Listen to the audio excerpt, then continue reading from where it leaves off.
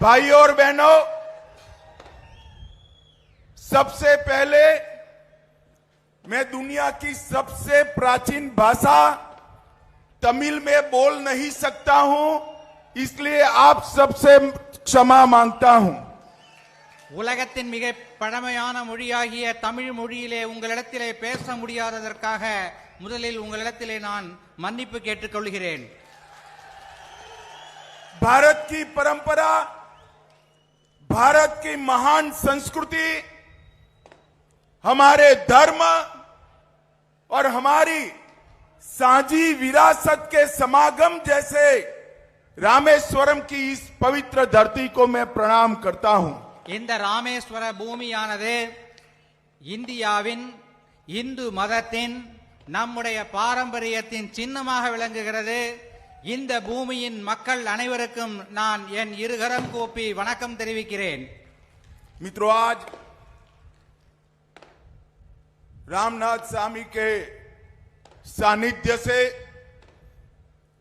हमारे नेता Annamalai G N मन एन मक्कल यात्रा लेकर तमिलनाडु भर में पैदल चलने के लिए निकल रहे हैं। ராமநாத சுவாமி அவருடைய அருளாசியின் கூட எடுத்துக்கொண்டு நம்முடைய பாஜகவின் மாநில தலைவர் அண்ணாமலை அவர்கள் தமிழ்நாடு முழுவதும் நடைப்பயணம் செல்லவிருக்கிறார்। मित्रों, एन मन एन मक्कल यात्रा केवल राजनीतिक यात्रा नहीं है। அன்பு நண்பர்களே, இந்த என் மண் என் மக்கள் நடைப்பயணமானது வெறும் அரசியல் சார்ந்த நடைப்பயணம் அல்ல। एन मन एन मक्कल यात्रा महान तमिल भाषा को पूरी दुनिया में पहुंचाने की यात्रा है। என் மண் என் மக்கள் நடைப்பயணம் இந்த பழமையான தமிழ் மொழியை உலகம் முழுவதும் கொண்டு சேர்ப்பதற்கான ஒரு நடைப்பயணமாகும்। एन मन एन मक्कल यात्रा तमिल संस्कृति को कश्मीर से कन्याकुमारी और कलकत्ता से लेकर सोमनाथ तक पहुंचाने की यात्रा है। இந்த என் மண் என் மக்கள் என்கின்ற நடைப்பயணம் தமிழகத்தின் இந்த கலாச்சாரத்தை பண்பாட்டை காஷ்மீரில் இருந்து கன்னியாகுமரி வரை கல்கத்தாவில் இருந்து சோமநாத் வரை கொண்டு செல்லும் ஒரு நடைப்பயணமாகும்।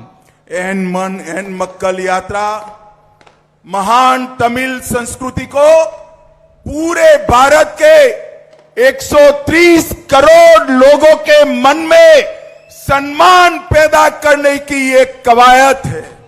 இந்த என் மண் என் மக்கள் நடைப்பயணம் இந்திய நாட்டின் 130 கோடி மக்களின் மனதிலே ஒரு மரியாதையை ஏற்படுத்துவதற்காக நடத்தப்படுகின்ற ஒரு நடைப்பயணம்। एन मन एन मक्कल यात्रा तमिलनाडु को परिवारवाद से मुक्त करने की यात्रा है। என் மண் என் மக்கள் நடைப்பயணம் தமிழகத்திலிருந்து குடும்ப ஆட்சியை ஒழிப்பதற்காக செய்யப்படுகின்ற ஒரு நடைப்பயணம்। एन मन एन मक्कल यात्रा तमिलनाडु को भ्रष्टाचार से मुक्त कराने की यात्रा है। என் மண் என் மக்கள் நடைப்பயணம் தமிழ்நாட்டை ஊழலிலிருந்து விடுவிப்பதற்காக செய்யப்படுகின்ற ஒரு நடைப்பயணம்। एन मन एन मक्कल यात्रा तमिलनाडु के कानून और व्यवस्था को अच्छा बनाने का एक प्रयास है। இந்த என் மண் என் மக்கள் நடைப்பயணம் தமிழ்நாட்டிலே இருக்கின்ற சட்டம் ஒழுங்கை சீர்படுத்துவதற்காக செய்யப்படுகின்ற ஒரு நடைப்பயணம்। और एन मन एन मक्कल यात्रा तमिलनाडु में भ्रष्टाचार के युग की समाप्ति कर विकास का युग, गरीब कल्याण का युग शुरू करने की यात्रा है। ஊழல்வாதிகளை ஒழித்து ஏழை மக்களின் நலத்தை பேணுகின்ற ஒரு அரசினை உருவாக்குவதற்காக செய்யப்படுகின்ற ஒரு நடைப்பயணம் இந்த என் மக்கள் என் மண் என் மக்கள் நடைப்பயணம்।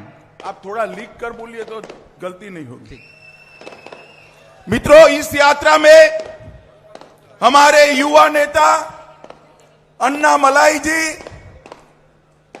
वाहन के द्वारा 10,000 किलोमीटर और पैदल 700 किलोमीटर की पदयात्रा कर तमिलनाडु की हर विधानसभा में जाने वाले हैं।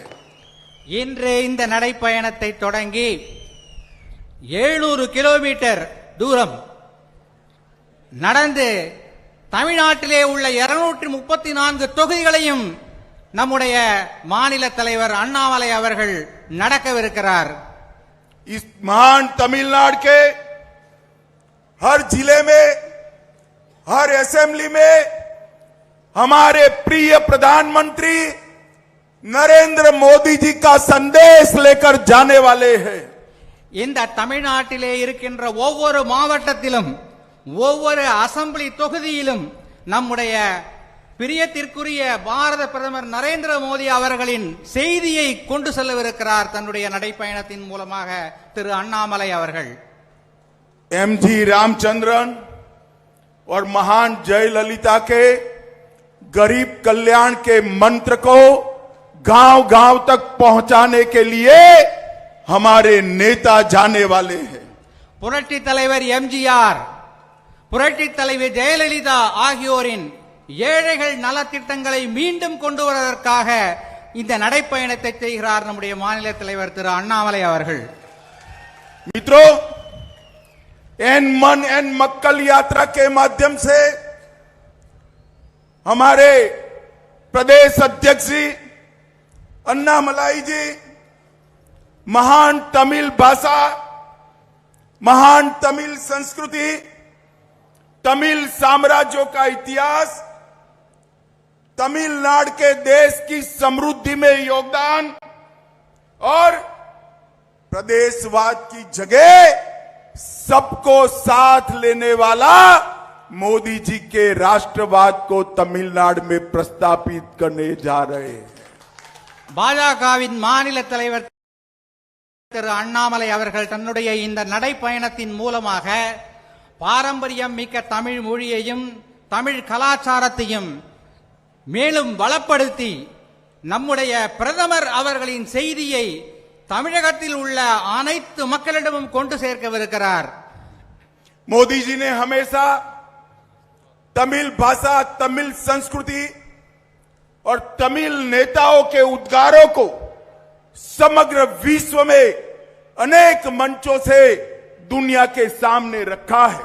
பாரத பிரதமர் நரேந்திர மோடி அவர்கள் தமிழ் மொழியின் பழமையை, சிறப்பினை உலகத்தின் பல்வேறு மேடைகளில் சென்று முழங்கி இருக்கிறார்।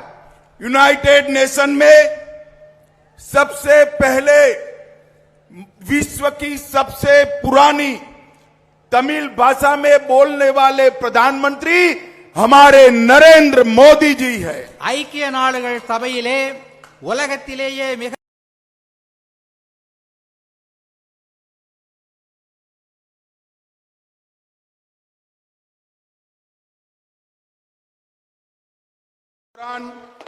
मोदी जी ने महान संत तिरुवल्लुवर की प्रतिमा के निर्माण की घोषणा की है। यथु मऊ रेया वरुमक लीर, समग्र दुनिया एक है, ये G20 का घोषवाक्य तमिलनाडु संस्कृति से है। ये समग्र विश्व के सामने यूनाइटेड नेशन की जनरल असेंबली में नरेंद्र मोदी जी ने कहा है। G20 அதனுடைய கூட்டங்கள் எல்லாம் இப்போது நாட்டிலே நடக்கிறது। அதன் முத்திரை வாசகமான யாதும் ஊரே யாவரும் கேளிர் என்ற வாசகத்தை நரேந்திர மோடி அவர்கள் ஐக்கிய நாடுகள் சபையிலே முழங்கினார்। अपनी फ्रांस यात्रा के दौरान मोदी जी ने महान संत तिरुवल्लुवर की प्रतिमा के निर्माण की घोषणा की है। பாரத பிரதமர் நரேந்திர மோடி அவர்கள் திருவள்ளுவரின் சிலை நிறுவப்படும் என்பதையும் அறிவித்திருக்கிறார்கள்।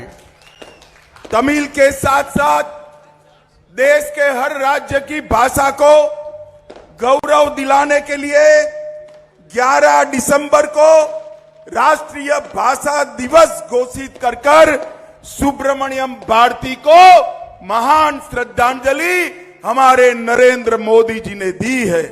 மகாகவி பாரதியார் அவர்களின் பிறந்த தினமாக டிசம்பர் 11ஆம் நாள் இந்திய தேசிய மொழிகள் தினமாக அறிவித்து அவர் பாரத பிரதமர் நரேந்திர மோடி அவர்கள் நம்மை பெருமைப்படுத்தி இருக்கிறார்।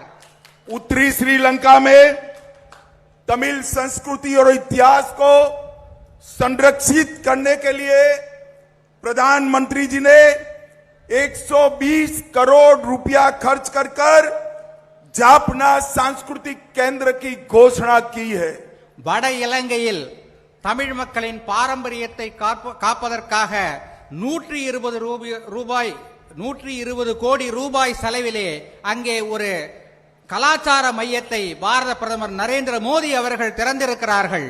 काशी तमिल संगमम और तमिल सौराष्ट्र संगमम से तमिल संस्कृति को उत्तर भारत और पश्चिम भारत में पहुंचाने का काम हमारे नेता नरेंद्र मोदी जी ने किया है।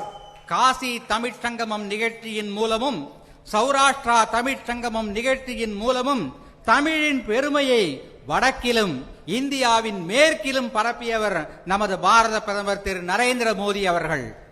पपुआ न्यू गिनी गए मोदी जी, वहां उन्होंने तिरुकुरल का वहां की भाषा में भाषांतर कराकर वहां बसे हुए लोगों के लिए एक नई संस्कृति के जुड़ाव की शुरुआत की है। பாரத பிரதமர் நரேந்திர மோடி அவர்கள் பப்புவா நியூ கினியா நாட்டிற்கு சென்றார்। நமது திருக்குறளை அந்த நாட்டு மொழியிலே மொழிபெயர்த்து வெளியிட்டிருக்கிறார்। இதன் மூலம் அந்த நாட்டு மக்கள் ஒரு மாபெரும் பாரம்பரியத்தின் கலாச்சாரத்தை பற்றி தெரிந்து கொள்கிறார்கள்।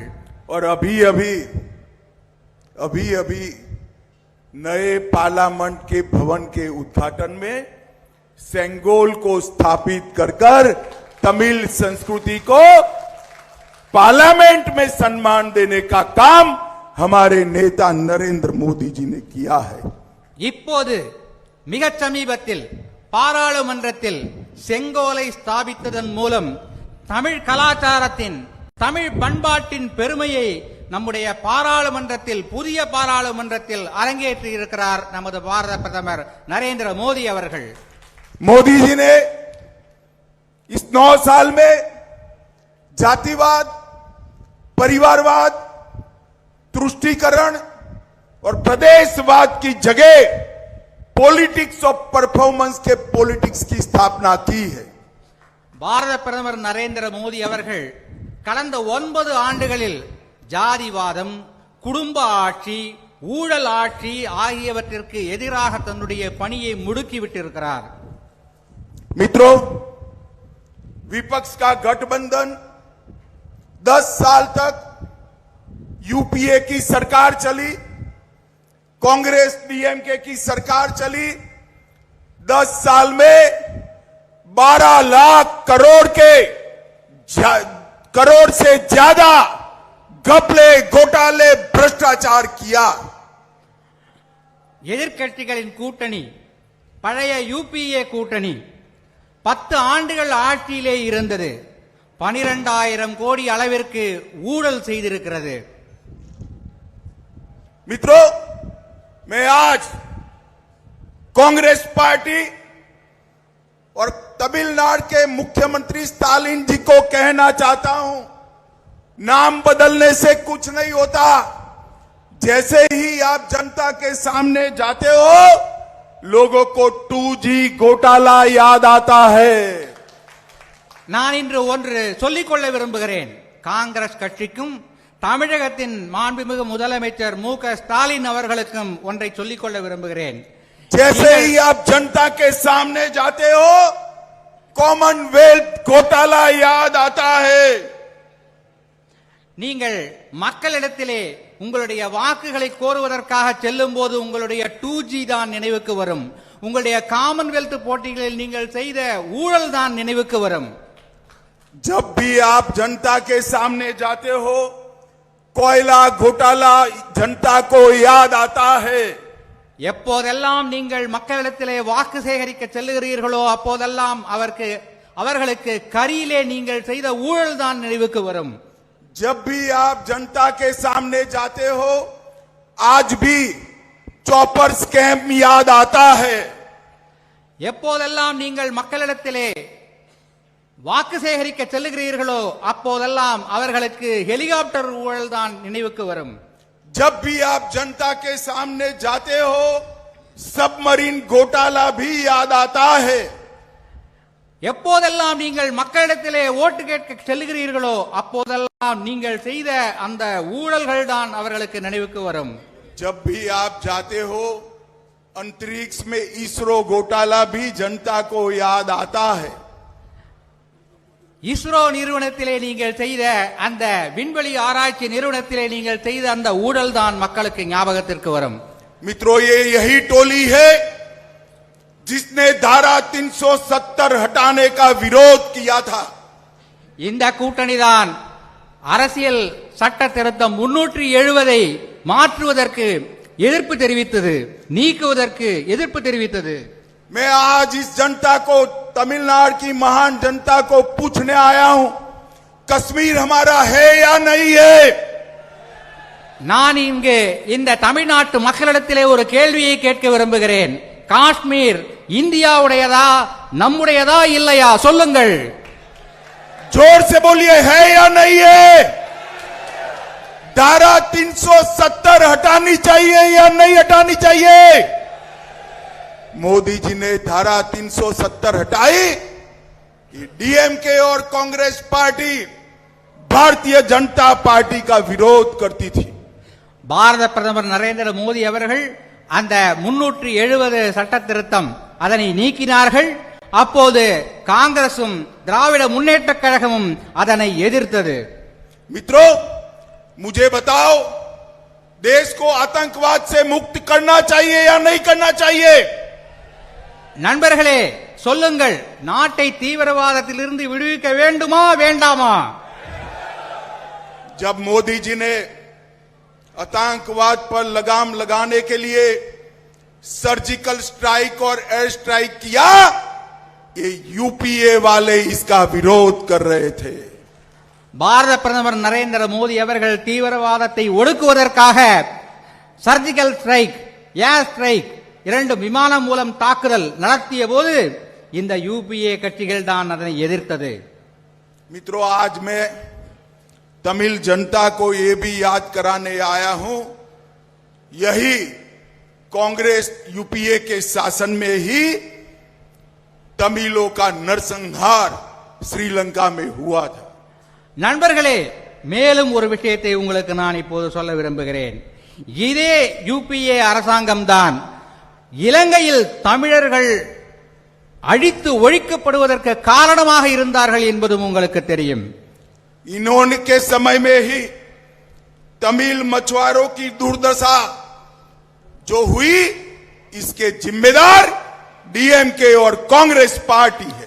இவர்களுடைய ஆட்சி காலத்திலே தமிழக மீனவர்கள் பட்ட கஷ்ட நஷ்டங்கள், துன்பங்கள் இவற்றிற்கெல்லாம் காரணம் யூபிஏ அரசாங்கமும் திராவிட முன்னேற்ற கழகமும் தான்.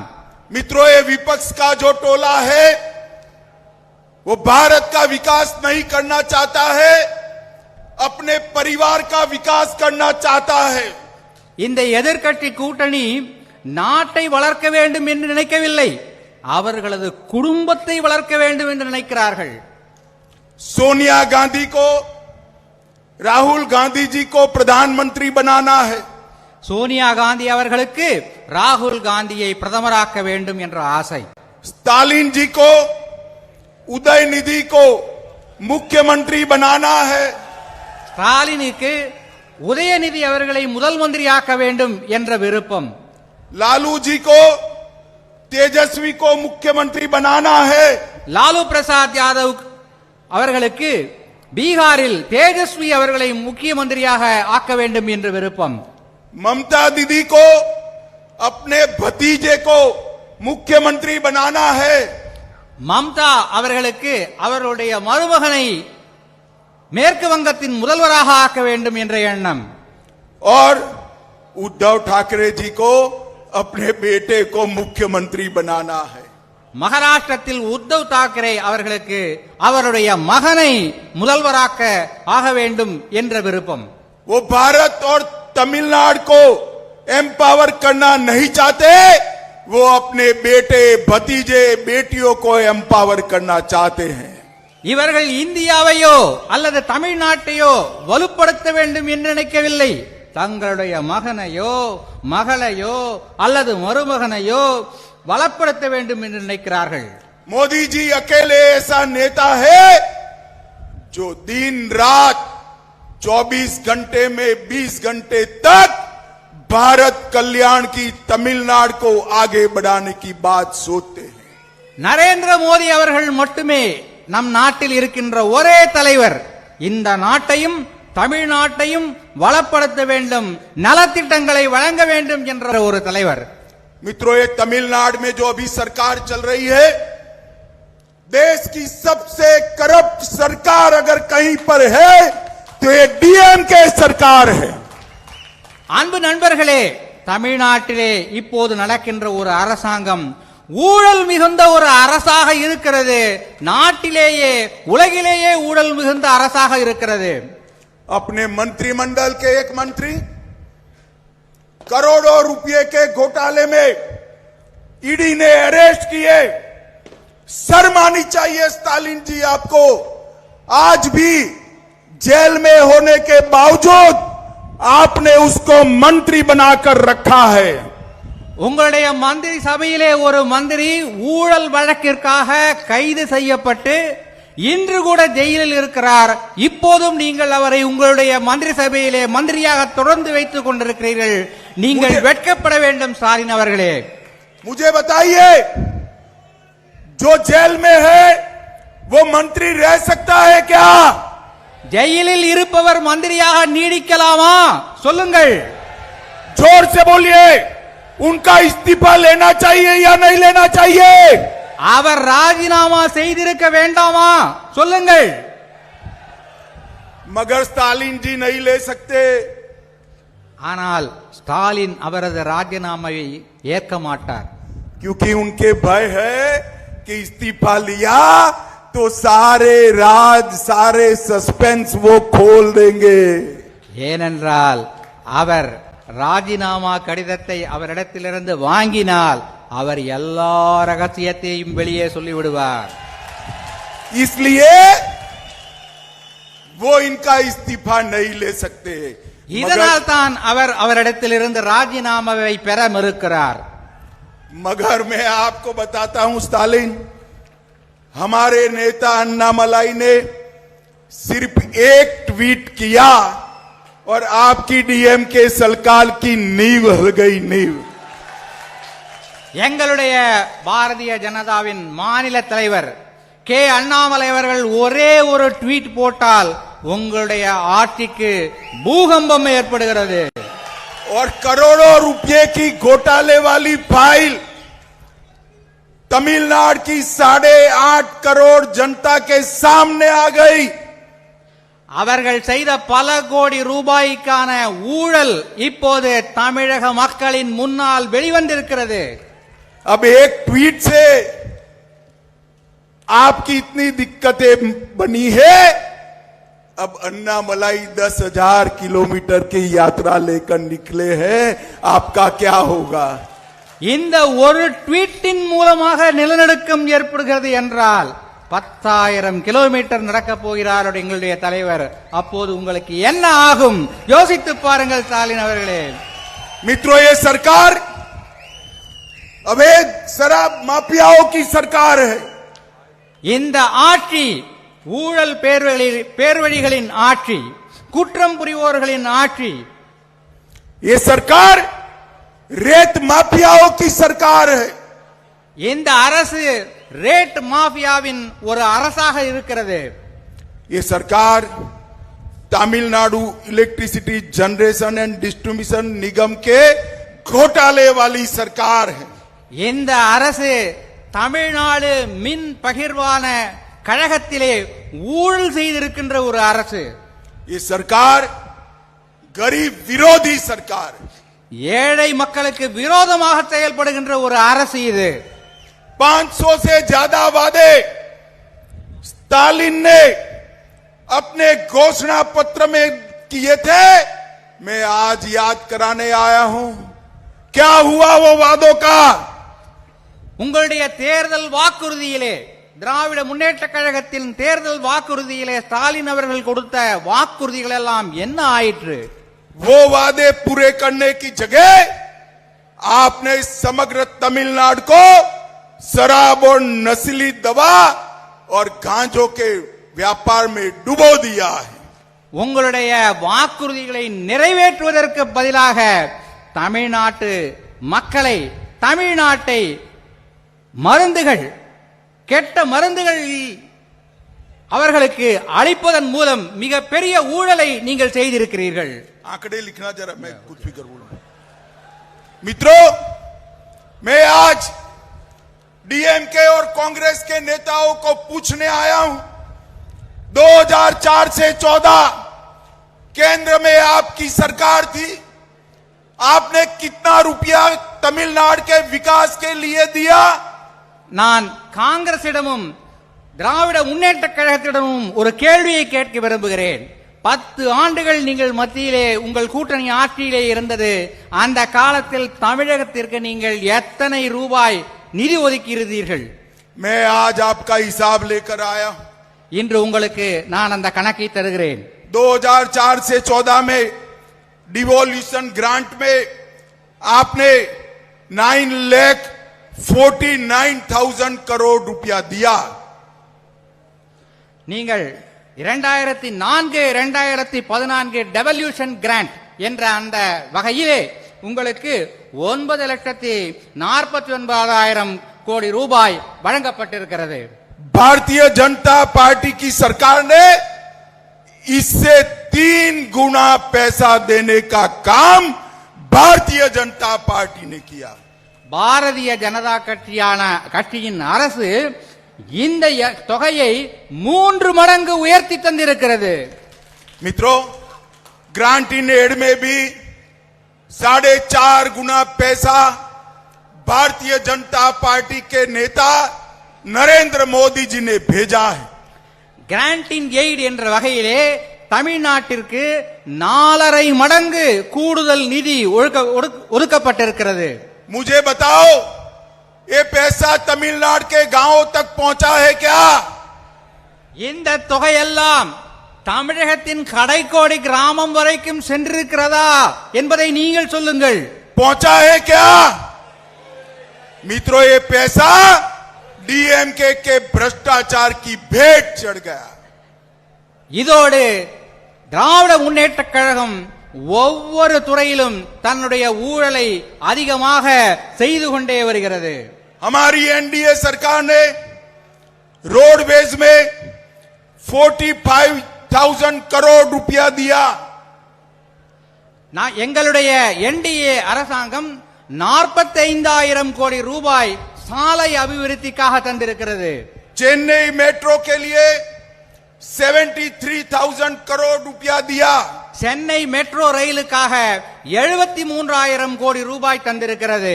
तमिलनाडु में रेलवे के लिए मेट्रो के अलावे 30,000 करोड़ रुपया दिया. மெட்ரோ ரயில் தவிர பிற ரயில்வே திட்டங்களுக்காக 34,000 கோடி ரூபாய் தந்திருக்கிறது. और 2 वंदे भारत एक्सप्रेस चेन्नई मैसूर और चेन्नई कोयम्बटूर शुरू की. 2 வந்தே பாரத் ட்ரெயின்கள், சென்னையிலிருந்து மைசூர் வரை ஒன்று, சென்னையிலிருந்து கோயம்புத்தூர் வரை ஒன்று இங்கே தொடங்கப்பட்டிருக்கிறது. पीएलआई में तमिलनाडु में इलेक्ट्रॉनिक्स मैन्युफैक्चरिंग में हजारों करोड़ का इन्वेस्टमेंट आया. डिफेंस कॉरिडोर बनाकर हजारों करोड़ रुपए का इन्वेस्टमेंट लाया और 11 मेडिकल कॉलेज नरेंद्र मोदी सरकार ने देने का काम किया है. மின்னணு சாதனங்கள் உற்பத்தியிலே 100 கோடி ரூபாய் முதலீடை கொண்டு வந்திருக்கிறது. ராணுவ தளவாடங்கள் உற்பத்தி செய்வதற்கான தொழில்துறையிலே 1000 கோடி ரூபாய் முதலீடை கொண்டு வந்திருக்கிறது. அதோடு இன்னும் பல திட்டங்களை இங்கே என்டிஏ அரசு கொண்டு வந்திருக்கிறது. 11 மருத்துவக் கல்லூரிகளையும் கொண்டு வந்திருக்கிறது. और मित्रों, गरीब कल्याण के लिए 46 लाख किसानों को हर साल 6,000 रुपीस देने का काम नरेंद्र मोदी सरकार ने किया. ஏழைகளுக்கு உதவி செய்யும் திட்டமான கிசான் சம்மான் திட்டம், அந்த திட்டத்தின் மூலமாக 46,44,000 உழவர்களுக்கு வருடத்திற்கு 6,000 ரூபாய் தருகின்ற திட்டத்தை மோடி அரசு தொடங்கி இருக்கிறது. जल जीवन मिशन के तहत 86 लाख परिवारों को पानी का कनेक्शन आजादी के 75 साल के बाद नरेंद्र मोदी जी ने दिया.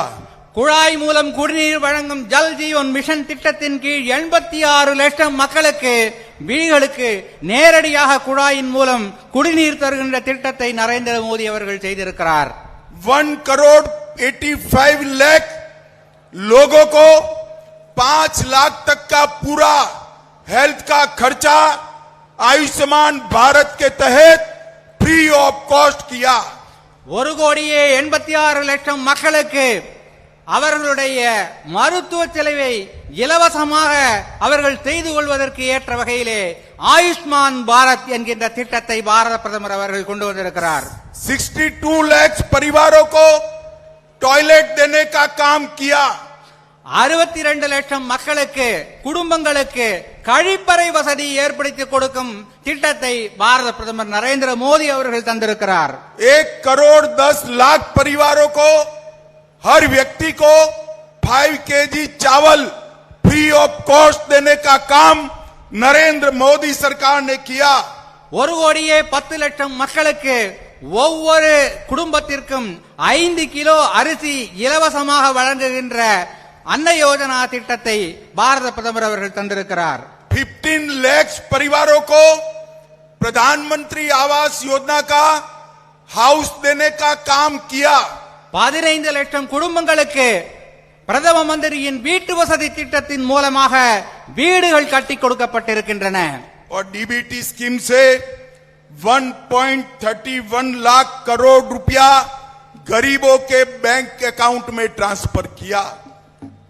1,31,00,000 மக்களுக்கு இந்த ஜன்தன் ஸ்கீம் மூலமாக பணம் செலுத்தப்பட்டிருக்கிறது. मित्रों, मैं आज स्टालिन जी को कहने आया हूं. स्टालिन जी, मैंने एनडीए सरकार ने ये 9 साल में क्या किया, इसका हिसाब तमिलनाडु की 8.5 करोड़ की 8.5 करोड़ जनता को दिया है. आप यूपीए सरकार ने 10 साल में क्या किया था, इसका हिसाब तमिल जनता को दीजिए.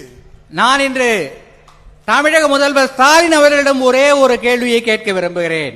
9 ஆண்டுகளில் என்டிஏ அரசாங்கம் என்னென்ன திட்டங்கள் எல்லாம் கொண்டு வந்தது, எத்தனை தொகை ஒதுக்கப்பட்டது என்பதற்கான கணக்கு வழக்கினை நான் இங்கே இந்த தமிழக மக்களுக்கு தந்திருக்கிறேன். உங்களுடைய பழைய என்டிஏ அரசாங்கம் என்ன செய்தது என்பதை நீங்கள் சொல்லுங்கள். मित्रों, अंत में मैं इतना ही कहना चाहता हूं. एन मन एन मक्कल यात्रा हमारे नेता प्रदेश अध्यक्ष के नेतृत्व में, अन्नामलाई के नेतृत्व में तमिल संस्कृति, तमिल गौरव का पुनः जागरण तो करेगी, परंतु साथ में तमिलनाडु और 24 में मोदी जी के नेतृत्व में दिल्ली में भी फिर से एक बार एनडीए सरकार बनाएगी. இந்த என் மண் என் மக்கள் நடைப்பயணத்தை பாரதிய ஜனதா கட்சியின் தமிழ் மாநில தலைவர் திரு கே அண்ணாமலை அவர்கள் தொடங்கி இன்னும் 168 நாட்களில் முடிக்கவிருக்கிறார். இதை முடிக்கும் போது 2024 ஆண்டு நாடாளுமன்ற தேர்தலில் வெற்றி பெற்று பிரதமர் நரேந்திர மோடி அவர்கள் மீண்டும் பிரதமர் ஆவார். தமிழகத்திலும் மாற்றம் நடக்கும். मित्रों, अंत में तमिलनाडु की जनता को मैं करबद्ध निवेदन करता हूं, रिक्वेस्ट करता हूं कि आने वाले 24 के चुनाव में मोदी जी के नेतृत्व में हमारे सारे एनडीए के साथियों को वोट देकर सबसे ज्यादा सांसद तमिलनाडु से दिल्ली में भेजिए। நான் இங்கே கூடியிருக்கின்ற அனைத்து மக்களிடத்திலும் இருகரம் கூப்பி வேண்டி கேட்டுக்கொள்கிறேன். 2024ஆம் ஆண்டு நாடாளுமன்ற தேர்தலிலே பாரதிய ஜனதா கட்சிக்கும் மேடையிலே இருக்கின்ற எங்களுடைய கூட்டணி கட்சிகள் அனைத்திற்கும் வாக்களித்து அதிக அளவில் தமிழ்நாட்டிலிருந்து பாராளுமன்ற உறுப்பினர்களை நீங்கள் டெல்லிக்கு அனுப்ப வேண்டும் என்று கேட்டுக்கொள்கிறேன். मेरे साथ दोनों हाथ उठाइए, उठाइए दोनों हाथ। இரு கைகளை உயர்த்தி சொல்லுங்கள். मोदी जी को पीएम बनाने के संकल्प की मुट्ठी भींचिए। மோடி அவர்களை பிரதமராக்குகின்ற அந்த இலட்சியத்தை நினைத்து கையை முறுக்குங்கள். और प्रचंड आवाज से बोलिए, भारत माता की, भारत माता की, वंदे वंदे वंदे।